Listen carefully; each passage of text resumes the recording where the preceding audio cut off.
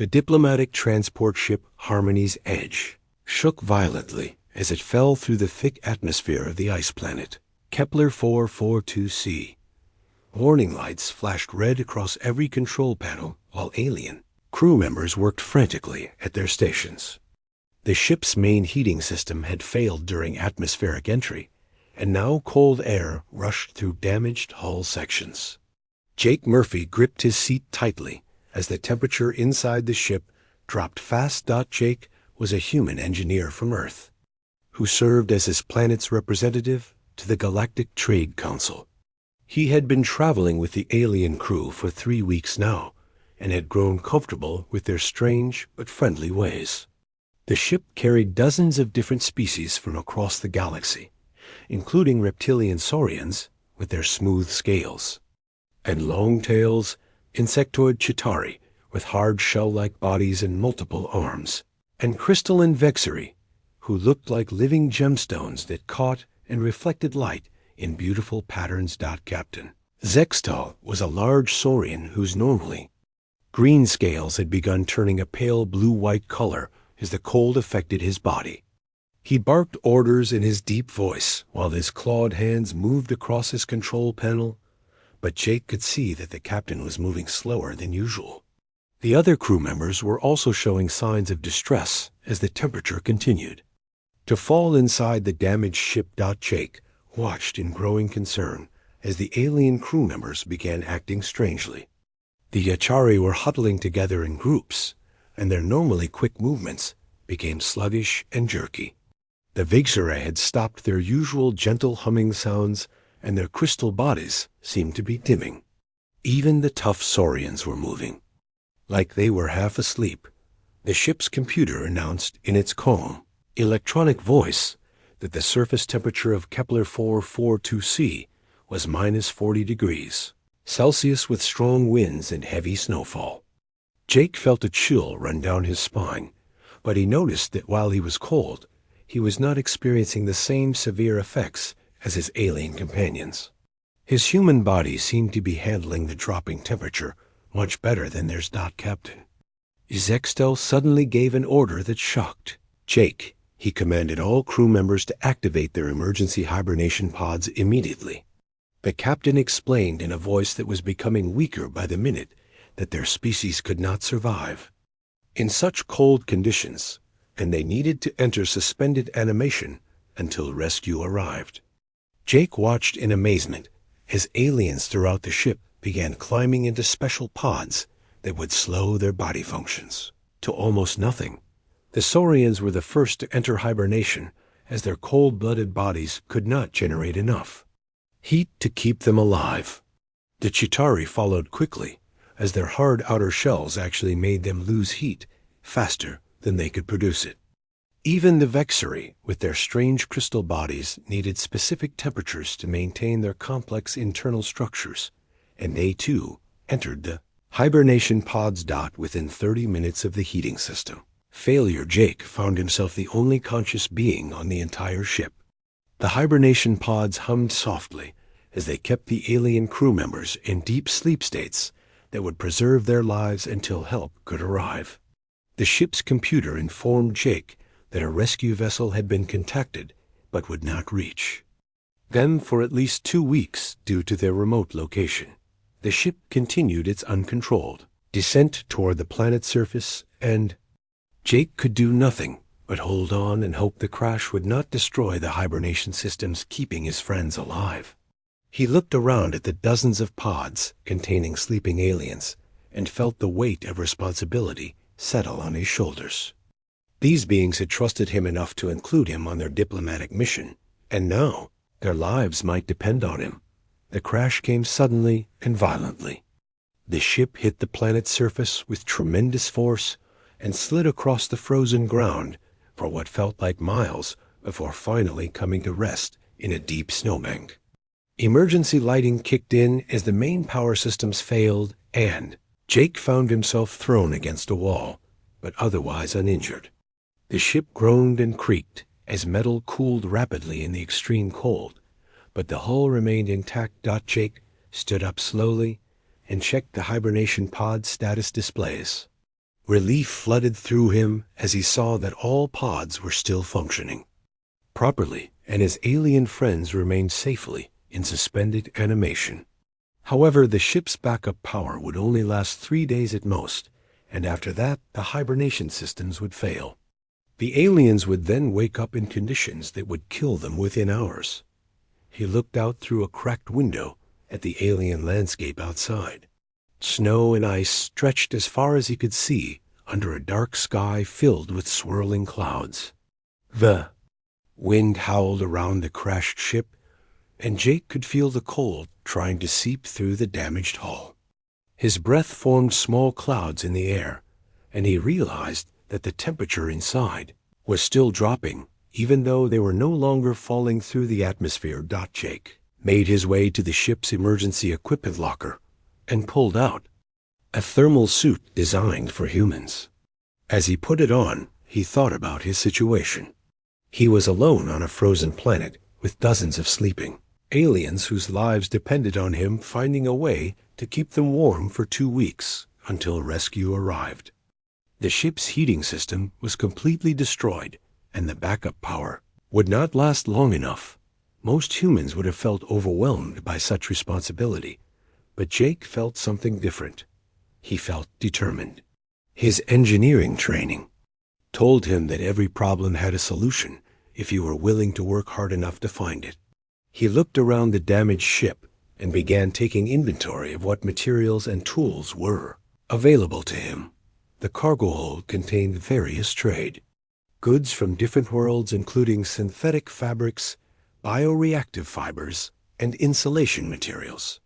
There was also a collection of what the aliens considered primitive tools that had been part of a cultural exchange exhibit. Jake realized that what his alien friends saw as an impossible survival situation, he might be able to handle with human ingenuity and determination. He stepped outside the ship into the howling wind and freezing snow. The cold bit at his exposed face, but his thermal suit kept his body warm enough to function.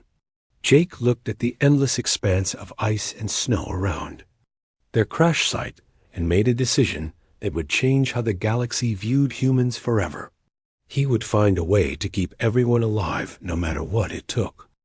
Jake spent his first night on the frozen planet inside the crashed ship, trying to understand why the cold affected his alien friends so badly while he could still function.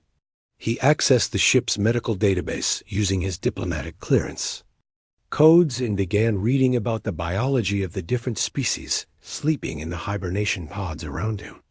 What he discovered amazed him and made him realize just how different humans were from the rest of galactic civilization. The Saurians came from a world called Thermax Prime, where the temperature never dropped below 25 degrees Celsius, even during their planet's coldest season. Their reptilian bodies had no ability to generate internal heat beyond basic metabolism, and they depended completely on their warm environment to maintain body functions.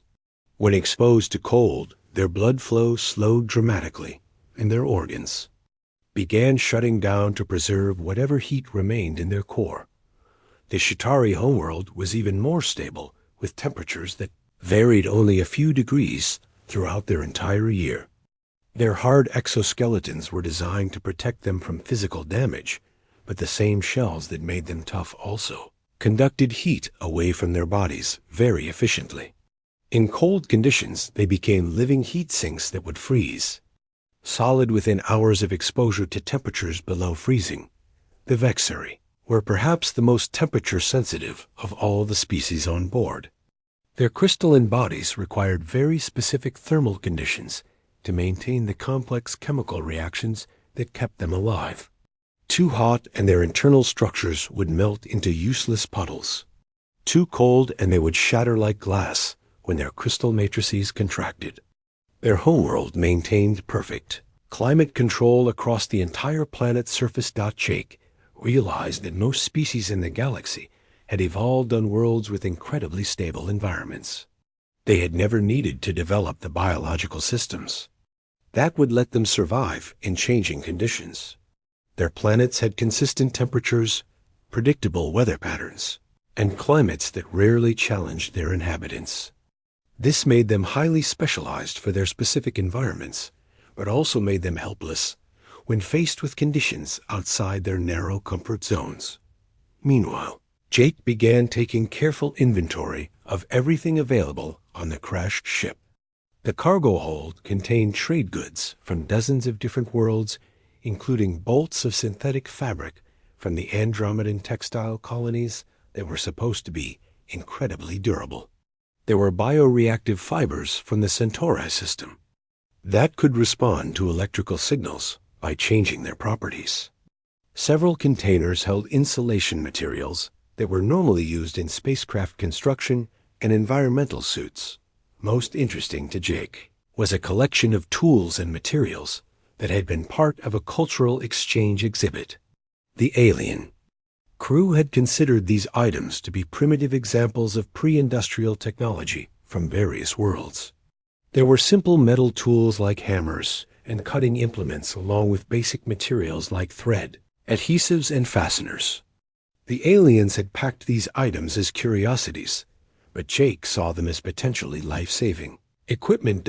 As the second day began, Jake noticed that his human body was adapting to the cold environment in ways that his alien friends could never manage.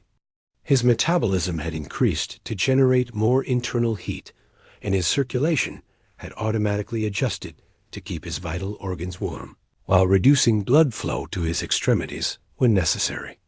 His breathing had changed to warm incoming air more efficiently, and his muscle activity had increased to produce additional heat through small movements. These were evolutionary responses that humans had developed over millions of years living on Earth with its changing seasons, ice ages, and extreme weather conditions. Jake's ancestors had survived conditions that would have killed every alien species on the ship within hours. What the galaxy considered an unsurvivable death trap was something that humans had learned to handle through evolution and ingenuity. Jake spent the day studying the ship's damaged systems and planning his approach to the survival challenge. The main heating system was completely destroyed with no possibility of repair using available materials. The backup power would keep the hibernation pods running for maybe 3 more days before failing completely. The ship's emergency heating units were designed for short-term use and would drain the remaining power even faster if activated. The outside temperature had dropped even further during the night and now registered minus 45 degrees Celsius. The wind was blowing at over 60 kilometers per hour, creating a wind chill effect that would make the air feel even colder to any living being exposed to it. Snow continued to fall heavily and was beginning to pile up against the sides of the crashed ship. Jake realized that conventional solutions would not work in this situation. He could not repair the heating system, and he could not extend the backup power long enough to keep the hibernation pods running until rescue arrived. He needed to find a completely different approach to the problem. He needed to create individual heating solutions for each alien species that would work without depending on the ship's failing power systems. Looking at the trade goods and primitive tools available to him, Jake began to see possibilities that would never have occurred to his alien friends. He could combine materials in ways that their advanced but specialized technology would never attempt. He could use simple physical principles that their complex engineering had forgotten. Most importantly, he could work in conditions that would incapacitate any other intelligent species in the galaxy. That evening, as Jake prepared for his second night on the frozen planet, he made a decision that would challenge everything the galaxy thought they knew about human capabilities. He would not just try to survive until rescue arrived. He would build individual thermal protection systems for every alien on the ship, using nothing but salvaged materials and primitive tools. He would prove that human ingenuity and determination could overcome problems that advanced galactic technology could not solve. Jake looked out at the howling blizzard outside and felt not fear but excitement. This was exactly the kind of challenge that humans were built to handle. His alien friends had advanced science and sophisticated technology, but they had never learned to improvise and adapt the way humans had. They were about to discover what happened when human creativity was applied to an impossible problem. The real work would begin tomorrow. Jake began his third day on the frozen planet by turning the crashed ship into a workshop. He carefully removed insulation panels from damaged wall sections using tools from the Cultural Exchange exhibit. The materials were still good, even though the ship's structure was broken, and he could use them to create thermal protection for his sleeping alien friends. He worked methodically and quietly to avoid disturbing the hibernation pods that hummed softly around him. The bioreactive fibers from the Centauri system caught his attention first. These materials could change their properties when exposed to electrical signals, but Jake realized they might also respond to heat in ways their creators had never intended. He tested small samples by holding them near his warm breath and watched as the fibers expanded slightly and became more flexible. This gave him an idea for helping the Saurians who needed external heat sources to survive. 4. Captain Zextal and the other Saurians Jake designed suits that would work like solar collectors for body heat. He used the bioreactive fibers as an inner layer that would capture and hold any heat their reptilian bodies could produce. Over this he layered the synthetic fabric from Andromedon colonies, which was incredibly strong and could be sewn into complex shapes. The outer layer would be insulation material from the ship's damaged environmental systems. The work was slow and difficult because Jake had to do everything by hand using primitive tools. He used a simple needle and thread to stitch the layers together, making sure each seam was tight enough to prevent heat loss. When his fingers became too cold to work properly, he would warm them by breathing on them or tucking them inside his thermal suit for a few minutes before continuing. The Chitauri presented a different challenge because their hard exoskeletons actually worked against them in cold conditions. Jake realized he needed to create external heating elements that could be built into protective wrappings around their shell-like bodies. He salvaged heating coils from the ship's damaged environmental systems and learned how to modify them too.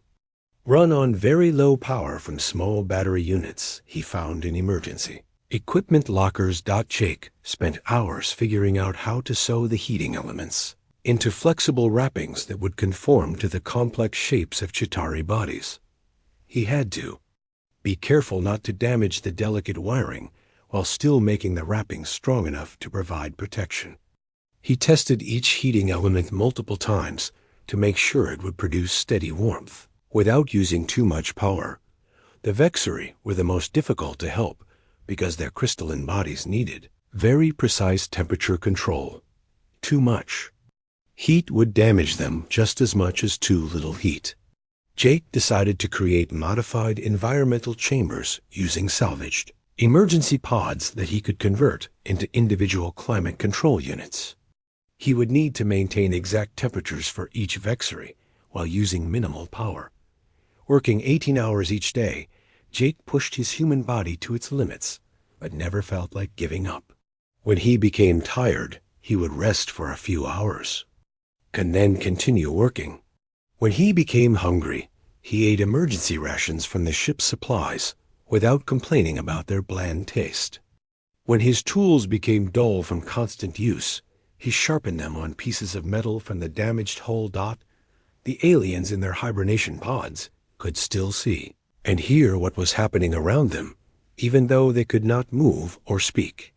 They watched through the transparent covers of their pods as Jake worked tirelessly to save their lives.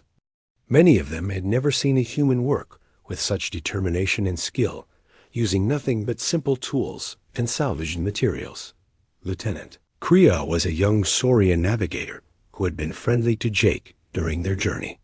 She watched from her hibernation pod as Jake carefully measured and cut materials for her thermal suit.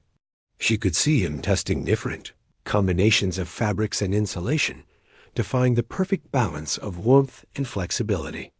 The care he took with every detail amazed her, because no one had ever worked so hard to keep her alive. Commander Dizes was a Chitauri tactical officer who had initially been suspicious of having a human on their diplomatic mission. She had believed that humans were too weak and primitive to be useful partners for advanced galactic civilization. But as she watched Jake modify heating elements and sew them into protective wrappings with incredible precision, she began to question everything she thought she knew about human capabilities. Dr. Velinara was the ship's Vexury medic, and she observed Jake's work with scientific fascination. She could see that his human body was adapting to the extreme conditions in ways that her medical training had never documented in any species.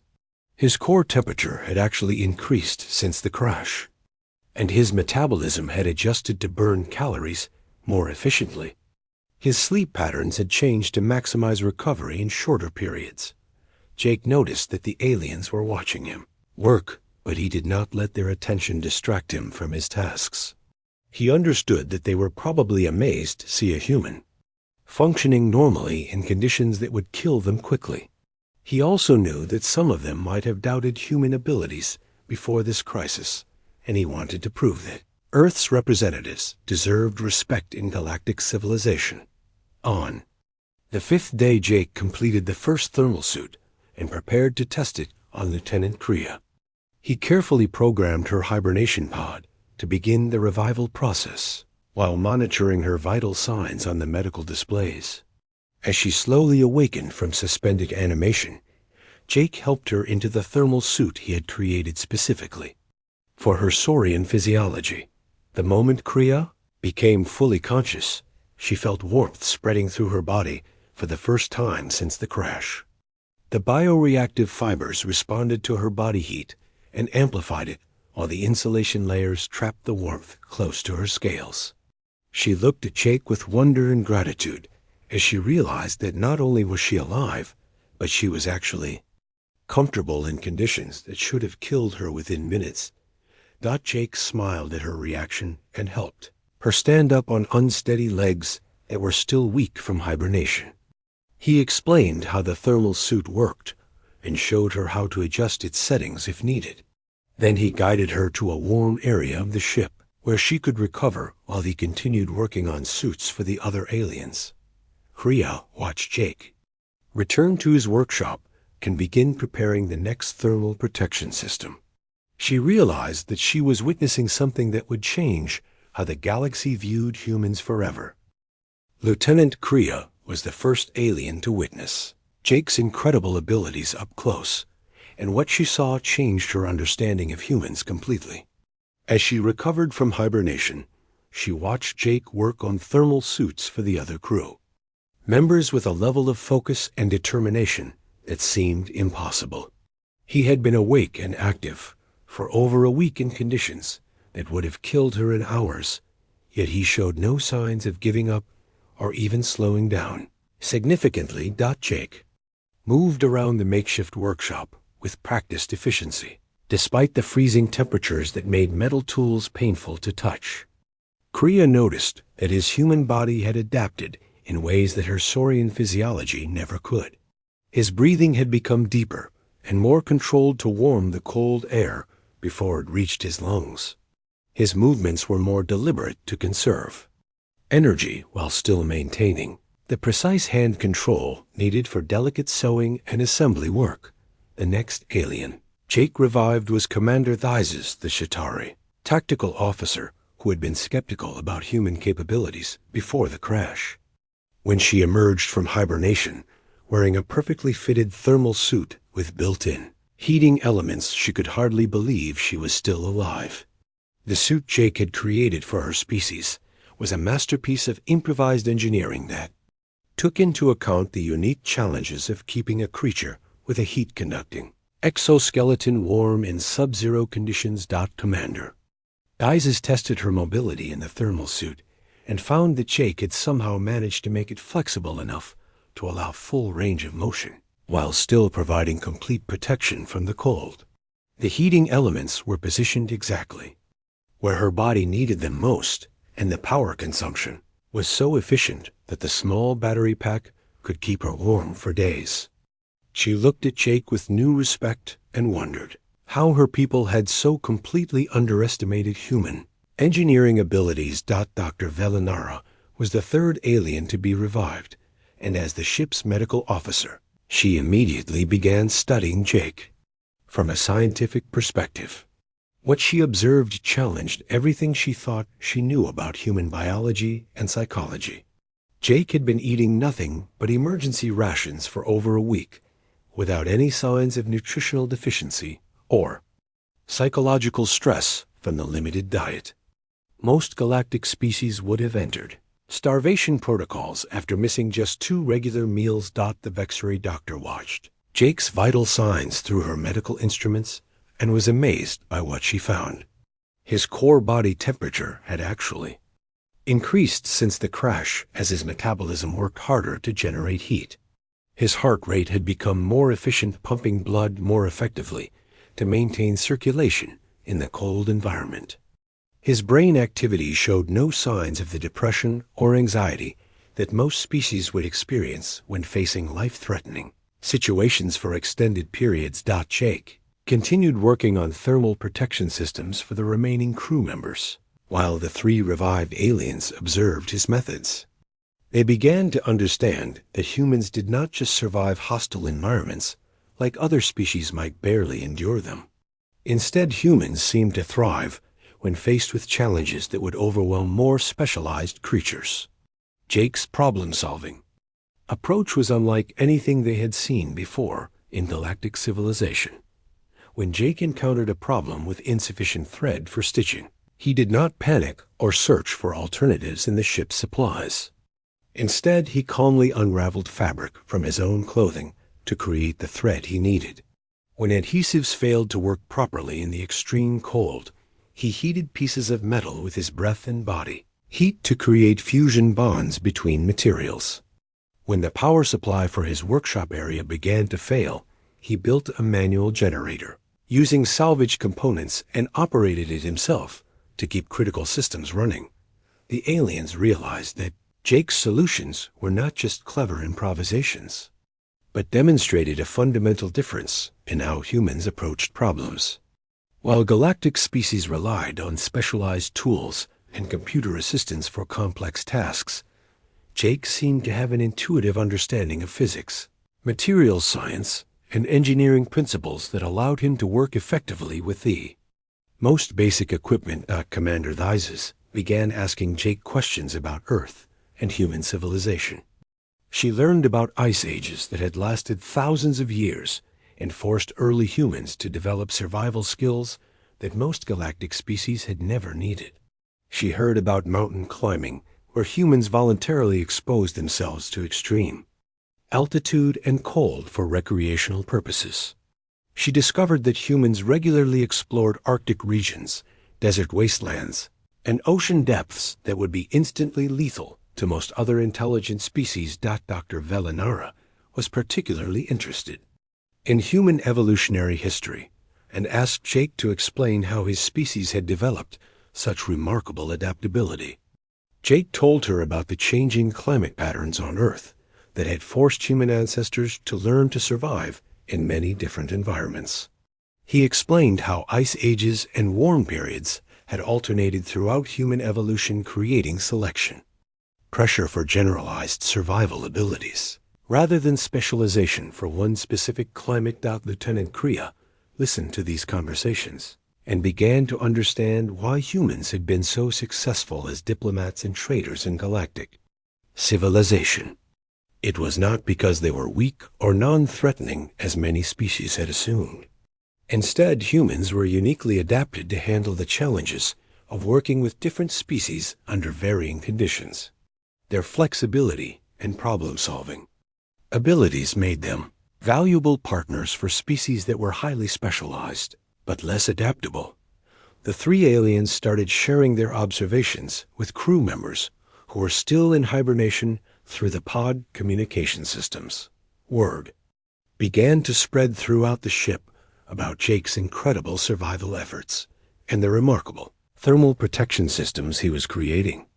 Aliens who had never given much thought to human capabilities were now hearing detailed reports about engineering feats that challenged their assumptions about Earth's supposedly primitive representatives. Jake continued his work with quiet determination, seemingly unaware of the impact his actions were having on galactic perceptions of humanity. He completed thermal suits for more crew members and began reviving them one by one. Each successful revival brought another witness to human adaptability and ingenuity. Each alien who emerged from hibernation found themselves warm and safe because one human had refused to accept that their situation was hopeless. As Jake worked on the final thermal protection systems, the aliens began to realize that they were witnessing something that would be remembered throughout galactic history. They were seeing proof that humans were not the weak minor species that most civilizations had believed them to be. Instead, they were discovering that humans might be the most adaptable and resourceful species in the galaxy, and that Earth's children possessed capabilities that could change the balance of power among the stars forever.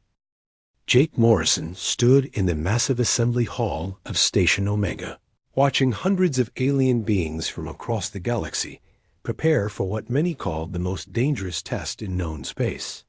The air buzzed with different languages, strange scents, and the nervous energy of creatures who knew they might not survive the next 30 days. The human captain adjusted his simple gear pack and looked around at his competition. To his left, a towering Sorok warrior sharpened claws that could slice through steel. The reptilian creature's scales gleamed like armor, and its cold yellow eyes showed no fear. These beings had evolved in the deepest ocean trenches of their homeworld, where pressure could crush starships and darkness ruled eternal. On his right, a group of Chithari soldiers clicked their mandibles in what Jake had learned was their version of nervous laughter. Their insect-like bodies were covered in natural armor that had stopped plasma bolts in the recent border wars. Each one carried the collective knowledge of their entire hive, making them living computers with perfect memory and instant communication. Near the center of the hall, a Luminian floated 3 feet off the ground, his energy-based form shifting between solid and transparent states. Jake had read that these beings could phase through solid matter and survive in the vacuum of space. They fed on electromagnetic radiation and could see across dozens of light spectrums. Jake touched the simple knife on his belt and almost laughed. Compared to these evolved killing machines, he felt like a child with a wooden sword. His pack contained the basic rope, a fire starter, some water purification tablets, and emergency rations for 3 days. The other species brought genetic advantages that had taken millions of years to develop. A deep humming sound filled the hall, and all conversation stopped. The ancient overseer materialized at the center of the room, his form shifting like smoke, given substance. Jake had never seen one of the council elders in person before. The being radiated power that made his teeth ache and his vision blur at the edges. Candidates of the Kelith survival trial, the overseer's voice echoed directly in their minds, bypassing their ears entirely. You have come from 200 worlds to face the ultimate test of your species' worthiness. Narration Prime awaits.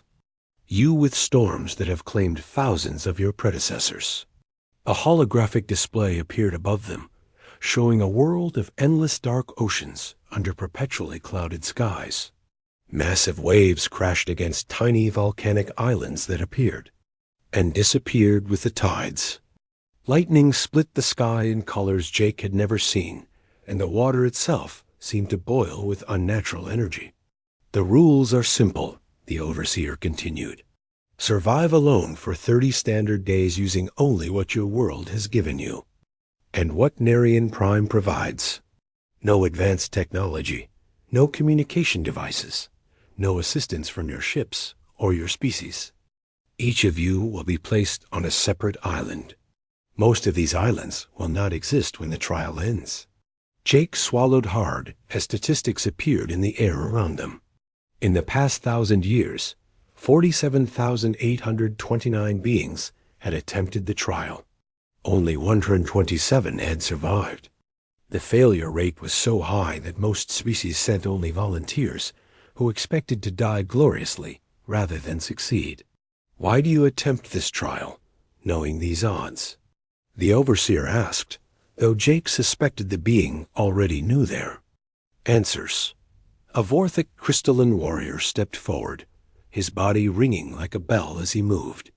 My people seek the right to colonize the Andromeda Passage. 3 star systems rich in the crystals we need to expand our civilization. The Zephyrian Empire requires access to your ancient archives, declared a tall humanoid with blue-tinted skin.